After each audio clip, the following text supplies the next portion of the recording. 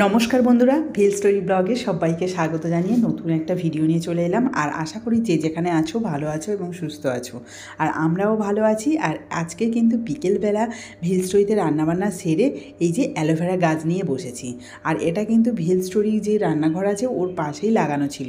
গত বছরই দুটো চারা আমি ওই রান্নাঘরের পাশে লাগিয়ে রেখেছিলাম, আর এই দুটো চারা কিন্তু আমার বাড়ির সামনেই ছিল। তবে আমার শ্বশুরমশাই কোনো ফুল গাছ বা কোনো রকম কোনো গাছই বাড়ির সামনে লাগাতে দেয় না। এই অ্যালোভেরা গাছটা বাড়ির সামনে না খুব সুন্দর ঝাঁকড়া হয়েছিল, আর সেটা দেখে আমার শ্বশুরমশাই বলবে এই গাছের জন্যই কিন্তু সাপ ঘরের মধ্যে ঘোরাঘুরি করবে, এখানে সাপের বাসা হবে, তুমি তখন সামলাতে পারবে না, বাচ্চার অসুবিধা হবে, তুমি এই গাছটাকে তুলে অন্য জায়গায় দাও। তো এত বলতো যে শেষমেশ আমি ওই গাছ তুলে না ওই রান্নাঘরের এমন একটা জায়গা বসিয়েছিলাম, সেখানে ছায়া জায়গা, আর পাতাগুলো মানে এই যে অ্যালোভেরার ডাঁটাগুলো না পুরো চ্যাপ্টা হয়ে গেছে আর রোগও ধরে গেছে। শুধু এই গাছ নয়, এই যে ঘর থেকে নামার মুখেই মানে সাইডে কিন্তু খুব সুন্দর বিভিন্ন ধরনের জবা ফুলের গাছ লাগিয়ে রেখেছিলাম, সেগুলো এদিক ওদিক করে কেটে কেটে নষ্ট করে দিল। মানে কোনোভাবেই কোনো ফুলের বাগান আমি করতে পারি না। তবে আবার চেষ্টা করছি, বিভিন্ন ধরনের গাছ লাগানো যায় না সেটা কতদিন থাকবে। তাই আমাকে এখন থেকেই বলছে কেন জানালায় এইসব নোংরা করছো, এতে করে সাপ খুব আবার বাসা করবে আর দেখতেও বাজে লাগবে। মানে আমাকে বলে বলে মাথা খারাপ করে দেবে। শেষে হয়তো এইসব বাগান পাট আমার তুলে দিতে হবে, জানি না কতদিন আমি করতে পারবো। তবে আমার ভীষণ ভালো লাগে এইসব কাজগুলো করতে, এছাড়া বিভিন্ন ধরনের হাতের কাজ করতে, কিন্তু সুযোগ পাই না। যেটুকু সুযোগ পাই চেষ্টা করছি, আর তারপরেও যদি এটা সেটা বলতে থাকে তখন কিন্তু আর ভালো লাগে না। তো যাই হোক, এখানে দেখো একটা স্প্রাইটের বড় বোতল নিয়ে নিয়েছি, এটাতে করে আমাদের জল আনা হয়। তো সেই বোতল একটা নিয়ে কাটিং করছি, এর মধ্যে ওই যে অ্যালোভেরার যে ডগাটা আমি আলাদা করে রেখেছি ওটাকে রাখবো। আর এই অ্যালোভেরার শিকড়টা অনেকটা মোটা হয়ে অনেক লম্বা হয়ে গেছিলো, আর সেটাকে আমি ছোট ছোট পিস করেছি। আর একটা বাটিতে একটুখানি হলুদ জল রেখেছি, সেটা অ্যান্টিবায়োটিক হিসাবে কাজ করবে বলে ছোট ডাঁটাগুলো যে কেটে রেখেছি সেগুলো মানে মাথা জলে ডুবিয়ে তারপরে সেটাকে ছোট একটা পাত্রের মধ্যে জল দিয়ে রাখছি। মানে এটা আমি একটা ভিডিওতে দেখলাম যে জল দিয়ে নাকি এরকম মানে যে মোটা শিকড়গুলো আছে সেগুলো যদি বসানো হয় মানে রাখা হয় তাহলে কিন্তু সাইড থেকে নাকি অ্যালোভেরা গাছ হয়। জানি না হবে কি না, আমি চেষ্টা করছি, দেখা যাক কী হয়। তো ছোটো ছোটো পিস করে নিয়েছি, আর প্রত্যেকটা কিন্তু শিকড় আছে। এটা মাটিতে বসালে মনে হয়, তবে এখন যেহেতু বৃষ্টি হচ্ছে তো সেই জন্য আমি মাটির দিকে যাইনি। তবে 2-1 দিনের মধ্যে সময় পেলে ওটাকে আমি আবার মাটিতে ট্রান্সফার করব। আর এই দেখো বোতলটা কেটে নিয়েছি, তবে নিচের অংশটা আবার একটুখানি মানে ওই যে বোতলের মুখটা যাতে দেওয়া যায় তেমনভাবে মানে কাটতে হবে। তুমি কি খাচ্ছ? চিপসের নাম কি বলো? লেস। আচ্ছা, খাও। হ্যাঁ, ওই তো বন্ধুরা দেখতে পেয়েছি।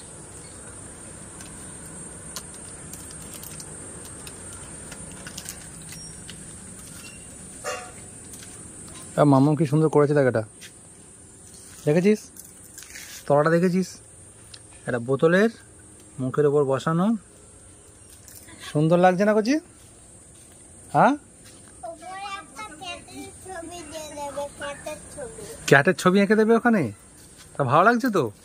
আচ্ছা, আবার কোথা থেকে বোতল জোগাড় করে আনছে, কাদের বাড়ি?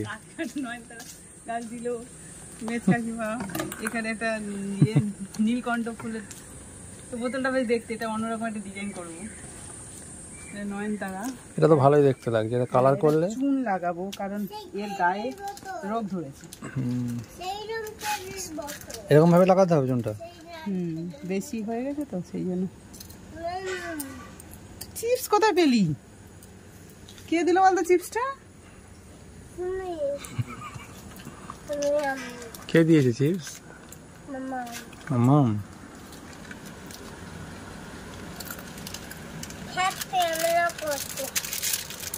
খাওয়া হয়ে গেছে? ডাস্টবিন জানো তো, চলে যাও ডাস্টবিনে। তো বন্ধুরা দেখতে পাচ্ছ এই যে লম্বা যে মানি প্ল্যান্ট গাছটা ছিল সেই বোতলের মধ্যে রেখেছি, কিন্তু মাটি দিয়ে এবং সুন্দর রং করে। আর এখন কিন্তু বাইরে প্রায় সন্ধে হয়ে এসেছি। আমি দিদি শাশুড়ির কাছে গেছিলাম চুন আনতে, আর দেখলাম যে ছোটো কাকা শ্বশুরের বাড়ি ওখানে কয়েকটা পুরনো জলের বোতল পড়ে আছে, তাই সেগুলো নিয়ে চলে এসেছি। আর মেজো কাকাদের বাড়িতে গেছিলাম, সেখান থেকে একটা নয়নতারা গাছ আর একটা নীলকণ্ঠ ফুলের গাছ নিয়ে এসেছি। আর সেটা দেখো একদম বাড়ির সামনে সুপারি গাছ আছে সেখানে দিচ্ছি। কারণ কি বলো তো, আরও বাড়ির সামনে যদি দিই বাবা ওটাকে ছিঁড়ে তুলে দেবে, আর এই সুপারি গাছে যদি ওঠে দেখতেও বেশ সুন্দর হবে আর বাড়ির কাছাকাছিও থাকবে না। তো সেই জন্য একটু দূরে লাগালাম। আর নয়নতারা গাছ একটা বোতল কাটিং করে তার মধ্যে রাখবো। আমার কিন্তু কাজ শেষ হয়নি, আরও কিছু কাজ আছে। সেই কাজগুলো করতে করতে তোমাদের কমেন্টগুলো পড়ে নেই। প্রথমে আমি ইউটিউব থেকে অঞ্জনাদির কমেন্ট পড়বো। অনেক দিন পরে দিদি কমেন্ট করেছে। দিদি বলেছে, অনেক দিন পর ব্লগ দেখছি, সবই তো জানো, কিন্তু তোমার পুরনো ব্লগগুলো দেখে মন খারাপ হয়ে গেল। আবার যে তোমরা সবাই অসুস্থ ছিলে, স্পেশালি কুট্টুসের আজকের ব্লগটা দেখে ভালো লাগলো যে তোমরা সুস্থ আছো। আমি রাজপুরে মা বিপত্তারিণীর মন্দিরে রেগুলার যাই। এবার যখন যাব তখন তোমাদের নামে পুজো দিয়ে আসবো। সবাই খুব ভালো থেকো, আর পারলে তোমাদের গোত্রটা বলে দিও। তোমরাই বলো একটা মানুষকে কতটা ভালোবাসলে এত ভালো কমেন্ট করতে পারে। দিদি তোমাকে ধন্যবাদ দিয়ে আমি ছোট করব না, তুমি খুব ভালো থেকো আর আমাকে এভাবে আশীর্বাদ করো বা ভালোবাসা দিও, যাতে আমি আরও ভালো ভালো ভিডিও তোমাদের উপহার দিতে পারি। আর অবশ্যই তোমাকে মেসেজ করে আমি আমার গোত্রটা বলে দেবো। এবার পড়বো রিনাদির কমেন্ট। তুমি বলেছো তোমাদের বাইকের ছাতাটা খুব সুন্দর, তোমাকে সাজলেও সুন্দর লাগে। বান্ধবীরা খুব ভালো, মিশুকে এইভাবে আনন্দ করে সারা জীবন একসাথে থেকো। আর আমার অনেক আশীর্বাদ, দিদিকে জানাই প্রণাম। তুমি খুব ভালো থেকো, সুস্থ থেকো আর আমাকে এইভাবে আশীর্বাদ করতে থেকো। আর অবশ্যই ভিডিওগুলো দেখো। এরপরে আসি মারিয়াম। তুমি বলেছো কলিজার আপু নতুন কিছু দেখলাম, অনেক ভালো লাগলো দেখে, অসাধারণ সুন্দর হয়েছে।